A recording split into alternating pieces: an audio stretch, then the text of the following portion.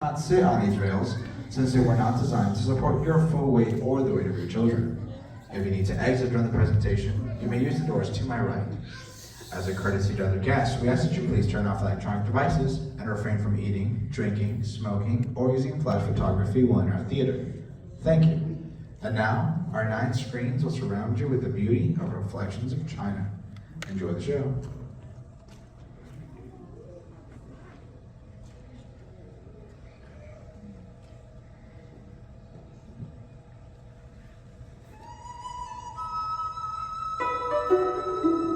Ah, China.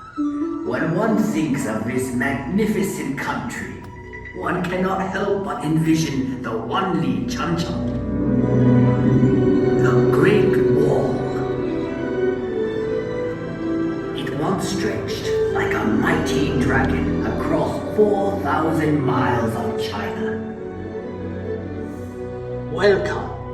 I am Li Bai, a poet of the Tang Dynasty, and I have returned to share with you reflections of my beloved China.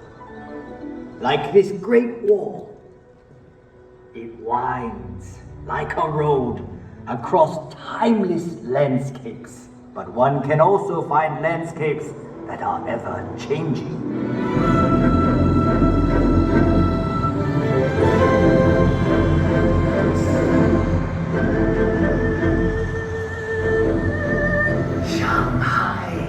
A city forever reinventing itself.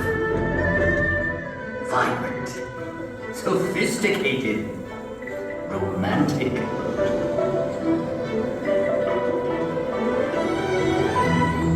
As Shanghai reflects modern China, historic Nanjing Road reflects modern Shanghai. Set your gaze across the Huangpu River, and you will find a new China that reaches for the sky.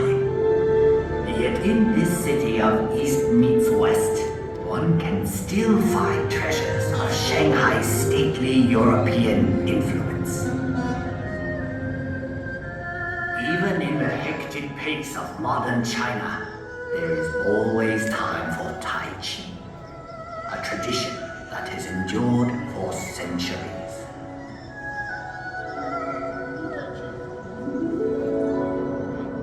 Up here on Huangshan, at the Sea of Clouds, painters and poets like myself have been inspired for generations.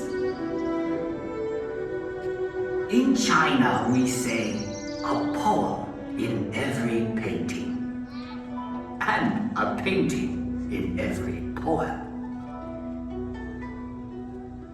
We have had a long history. Much of it has been recorded in this fashion. However, it may be said that the history of the Chinese people is not written in ink, but with water.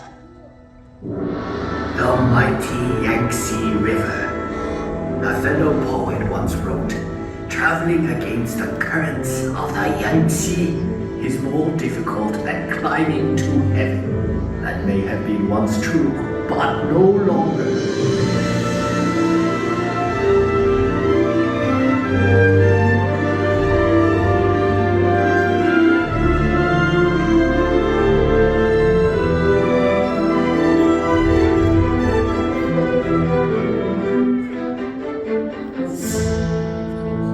The course of this great river through mountains and valleys touches the lives of 500 million Chinese.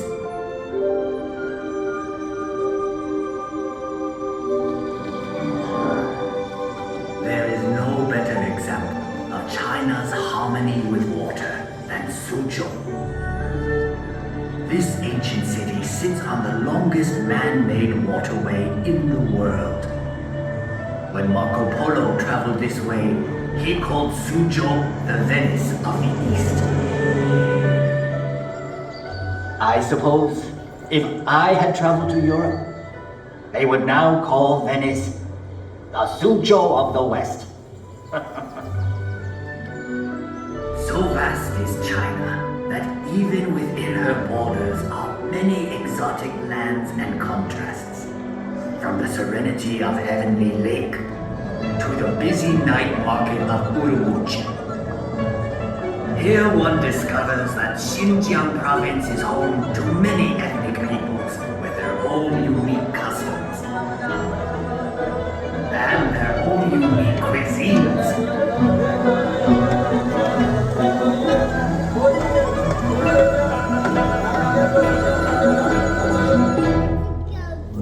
Out here in the Gobi Desert, one still finds travelers on the ancient Silk Road, the same road that over 700 years ago brought Marco Polo to these very gates.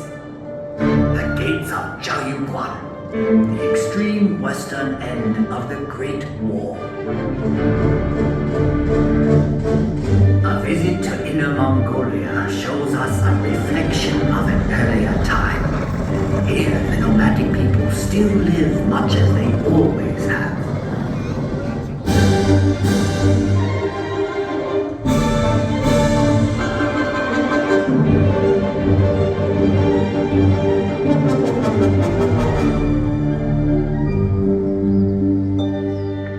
Far to the south is Yunnan province, home to many of China's national minorities. The cultures of this province are as diverse as the landscape, like the Shilin stone forest, one of nature's unique wonders. In the far northeast is Heilongjiang. Although winter here can last 6 months, the people celebrate by carving magical sculptures of ice.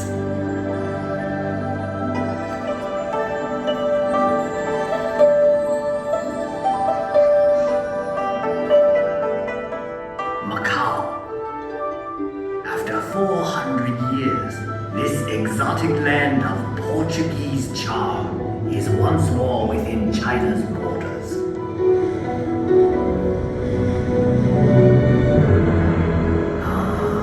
Hong Kong, one of the most exciting cities on earth. A city steeped in Western culture, but still uniquely Chinese.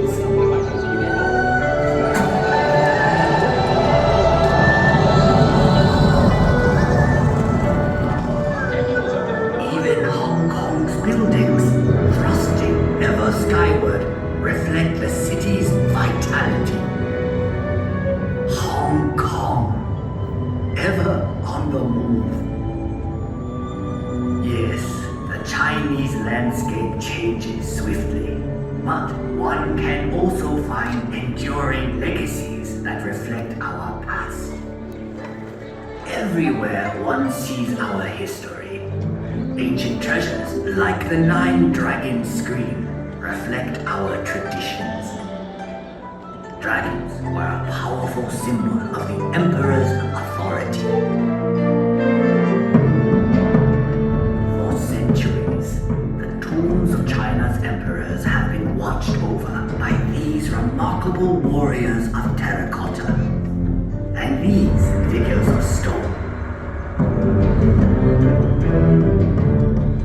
And for 800 years, this intersection of 3 rivers has been protected by a silent sentinel, the giant Buddha of Lishan.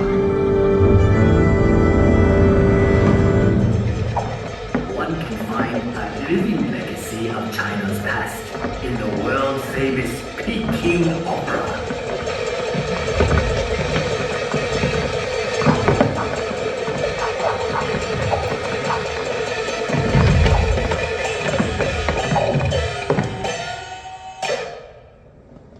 In the center of Beijing is perhaps China's greatest legacy, the Forbidden City. Imagine courtyards that could hold 100,000 members of the imperial court.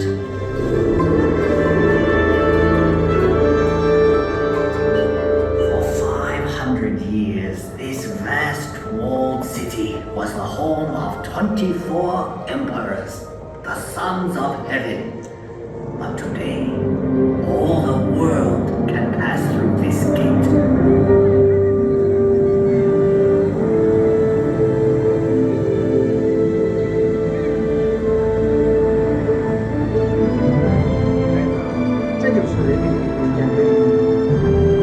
Tiananmen Square. To stand here is to stand at the heart of China.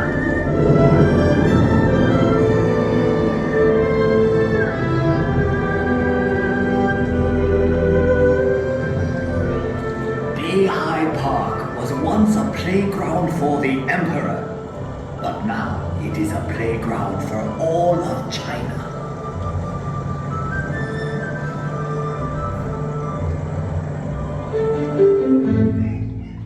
I have brought you to a place of unique beauty called Reed Flute Cave.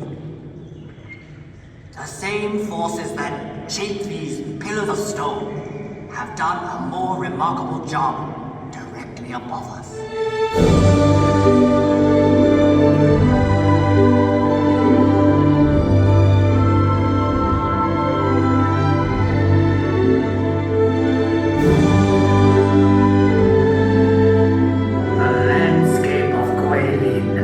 Unsurpassed in all of China. Countless artists and poets have struggled to capture the unique beauty of this region. The Li River winds like a silver snake through these scattered dragon's teeth. I once wrote, "Whoever looks on this loses himself in eternity."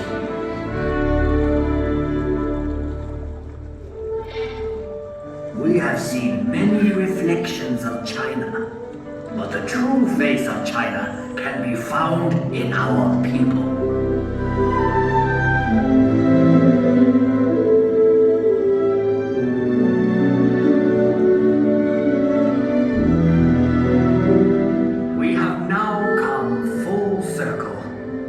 Sadly, that means this is where we must part.